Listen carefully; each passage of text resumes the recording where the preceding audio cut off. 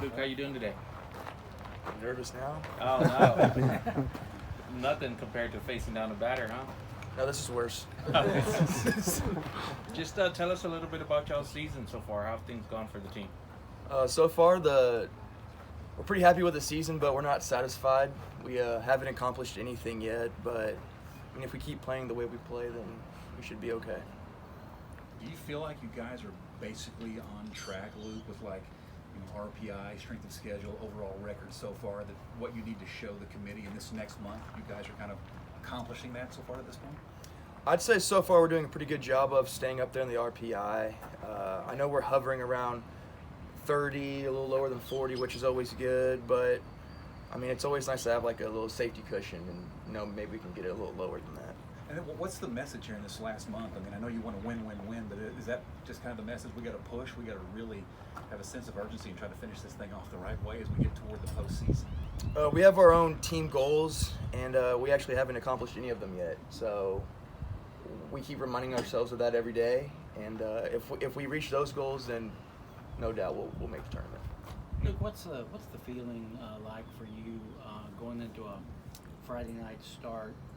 When you have that number 24 or number 22 or number, and you've got that ranking beside your name, and you know you're getting the ball on Friday, how does that feel compared to earlier in the season when you were maybe kind of under the radar a little bit? Well, I like to look at every start exactly the same, prepare the same way no matter the opponent. So I don't really look at rankings that much because we can't control that.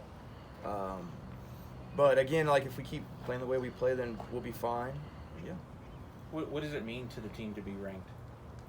There's a lot of excitement in the locker room, in the dugout, but like I just said, it's not the end-all, be-all. We just got to keep winning when we're ranked. That's the goal. Go ahead. You guys are out to first in conference, a half game up on Dallas Baptist. What do y'all need to do to kind of keep them away from where y'all are?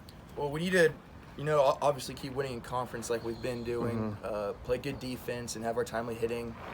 We're only half a game up, so it's pretty close. But I'd say just keep doing what we're doing. We have a saying on the team that's win Sundays. That's the dogfight day. So as long as we keep doing that. What's the difference in this team compared to last year to take the kind of steps forward you guys have as a group? Team camaraderie. I'd say we're really close this year. Whatever we're doing, whether it's off the field or on the field, we're all pulling for each other. There's not really a lot of selfishness going around. It kind of just feels like we're just one big family, just wanting everyone to succeed. The last 2 years, you guys were a very strong hitting team, but the pitching was not up to the level that it's been this year. What had to happen, sort of as a staff, for you guys to take that step forward? I don't want to get specific with it, but we have our own team goals, and we really focus on them in the fall, and knock on wood, so far we're accomplishing them. So, yeah. How about for you individually? Another very strong year. What's been sort of different about your performance or keys for your success this season? I wouldn't say really anything different. Like I said earlier, I just like to keep preparing the same exact way, no matter the opponent, whether it's a top 25 team or a lower RPI team. Luke, you guys playing with a chip on your shoulder this year? It seems like, after the snub of last season, it seems like that's not something that's been forgotten by the guys on the team. We talk about it all the time. We definitely play with a chip on our shoulder, and we remember that feeling. So, every game, whether it's a Tuesday, maybe a Wednesday, or we're going for a sweep or whatever, every game matters, and we know that now. Compared to last year, we had a few games that if we could have just won one more, maybe two, we were in the tournament. So we know that feeling, and we take every game seriously. What's the biggest takeaway from a game like last night, a rivalry game? Obviously tightly competitive the entire way through, and both pitching staffs seemed like they were kind of going through a meat grinder in terms of who was getting thrown out there in difficult situations. The game last night was, I know we lost, but it was pretty fun.